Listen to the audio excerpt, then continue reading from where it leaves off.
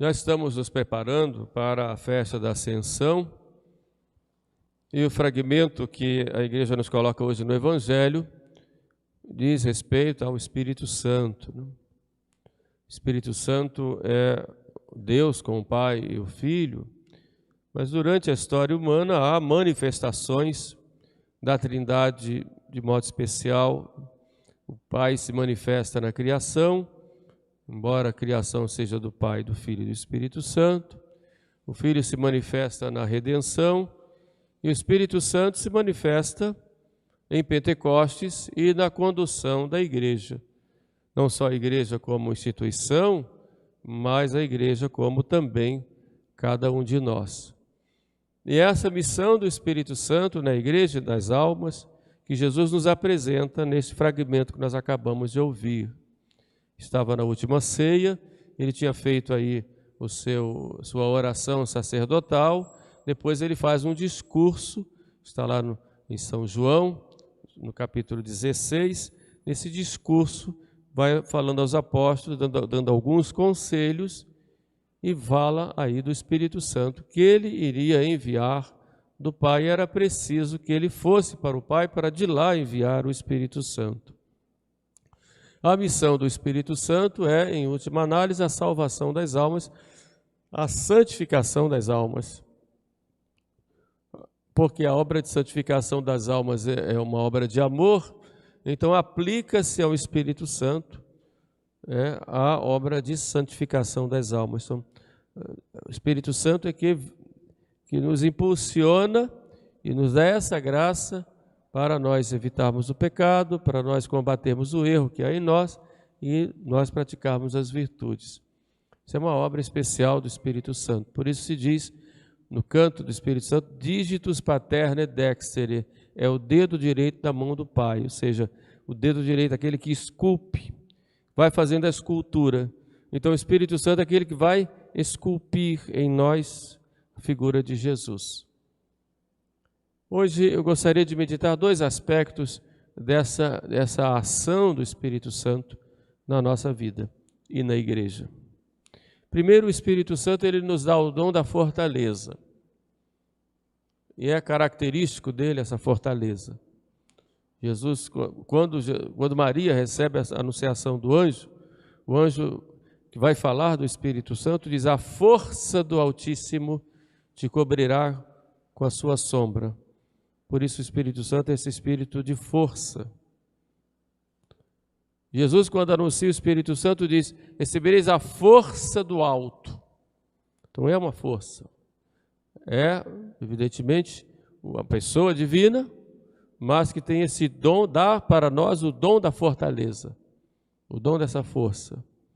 Quando nós vemos em Pentecostes, quando ele vem aos apóstolos, reunidos no cenáculo, ele vem como um vento impetuoso, com toda a força, para limpar, purificar, para fortalecer. Então o Espírito Santo dá para nós esse dom da fortaleza. É um dom de Jesus, é um dom que o Espírito Santo nos dá. E por que nós precisamos do dom da fortaleza? Porque nós precisamos praticar a virtude da fortaleza. A fortaleza é uma das quatro virtudes morais. Existem 3 virtudes teologais: fé, esperança e caridade. Teologais porque tem Deus como objeto e são infusas em nós.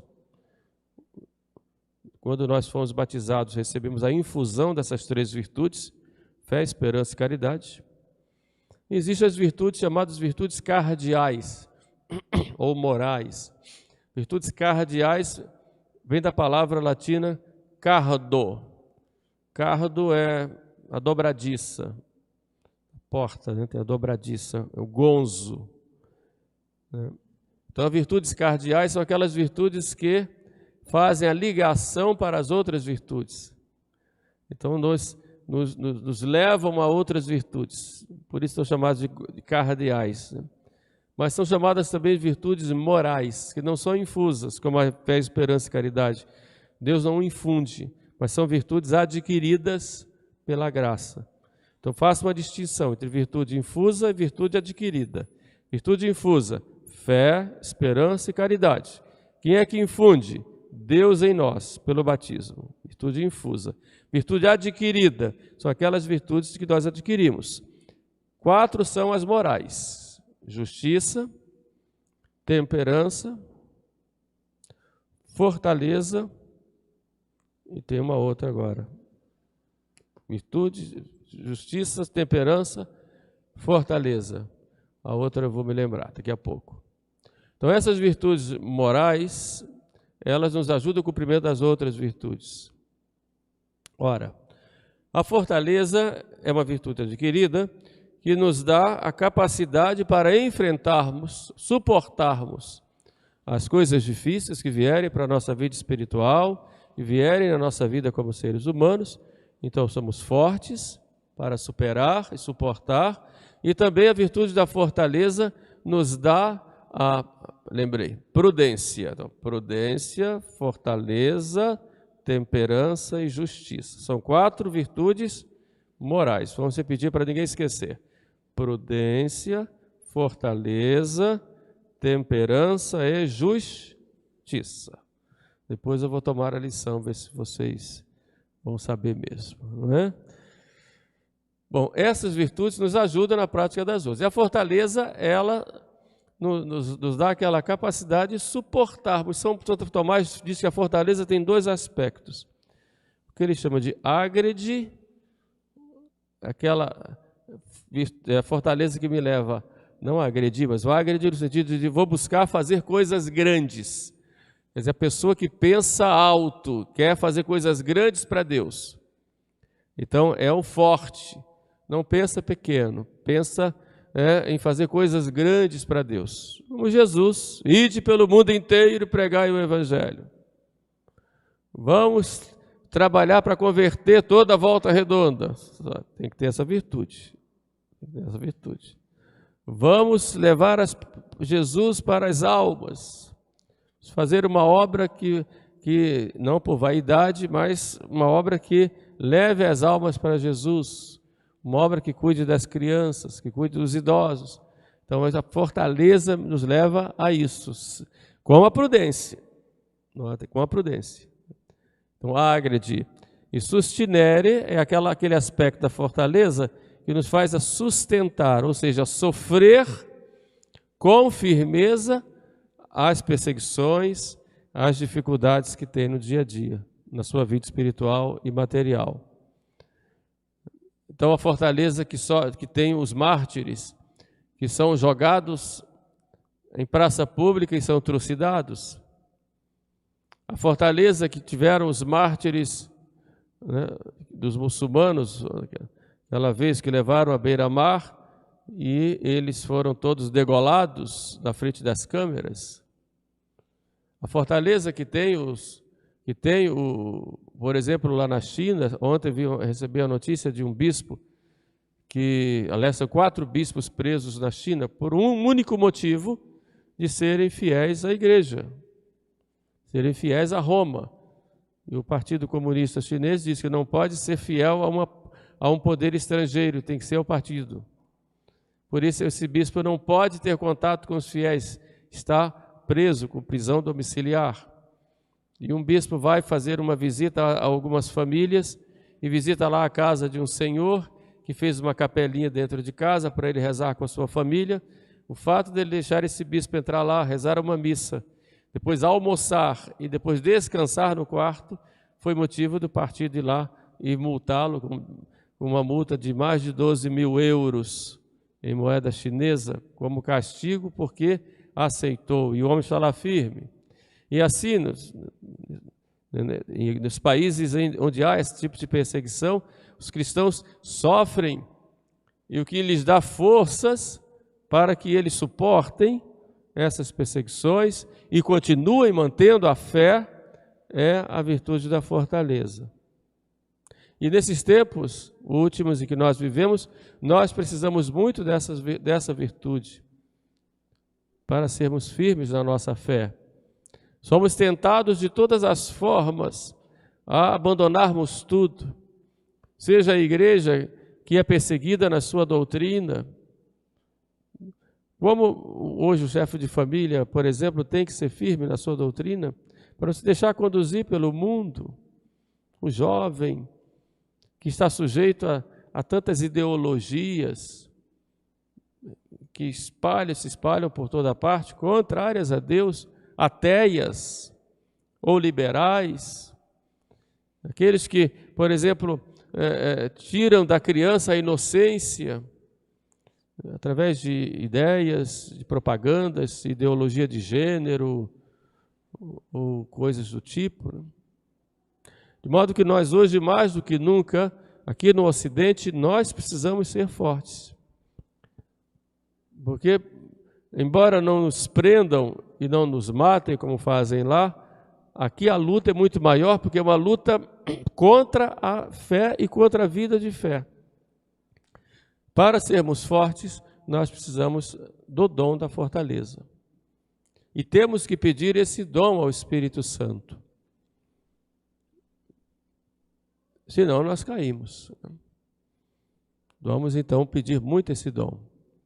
Senhor, que eu seja forte, que eu não renegue a minha fé, que eu não renegue a minha fé pela palavra, mas que eu não renegue a minha fé pela minha vida, e que eu me entregue totalmente a Ti, Senhor. Dai-me esse poder do alto, esta força, este dom, para eu ser forte na fé. São Pedro diz aos seus, na sua carta, né? Sede sóbrios e vigiai, porque o vosso adversário, o demônio, anda como um leão ao redor de vós, querendo devorar. Resisti firmes na fé, sabendo que no mundo muitos sofrem as mesmas vicissitudes que vós. Então resisti firmes na fé, fortes na fé. Para isso, nós precisamos da força do Espírito Santo. Peçam muito essa força, peçam muito esse dom, cada vez mais necessário. E não tenhamos medo. Mas há um segundo aspecto, que é o que Jesus fala aqui no Evangelho. Quando, porém, vier o Espírito de verdade, ele vos ensinará a verdade inteira, porque não falará de si mesmo, senão que só dirá tudo o que tiver ouvido e anunciar-vos-á o futuro. O Espírito Santo é um Espírito de verdade. Enquanto o demônio é o pai da mentira e leva a humanidade para a mentira, o Espírito Santo ele conduz para a verdade plena. E o que Jesus quis dizer aqui? Muitas coisas Jesus ensinou, mas muitas coisas ele deixou que o Espírito Santo ensinasse à igreja. Então, depois que Jesus foi para o céu, quem ensina na igreja é o Espírito Santo. E ensina através do magistério. Por isso é o Espírito Santo quem ilumina o Papa e o Colégio dos Bispos, que formam a igreja que nós chamamos de docente e que nos ensinam a verdade, iluminados pelo Espírito Santo. Isso é que se chama magistério da igreja. Muitos se enganaram achando que o magistério está na Bíblia. A Bíblia é fonte do magistério. O magistério interpreta a Bíblia, mas como interpreta a tradição.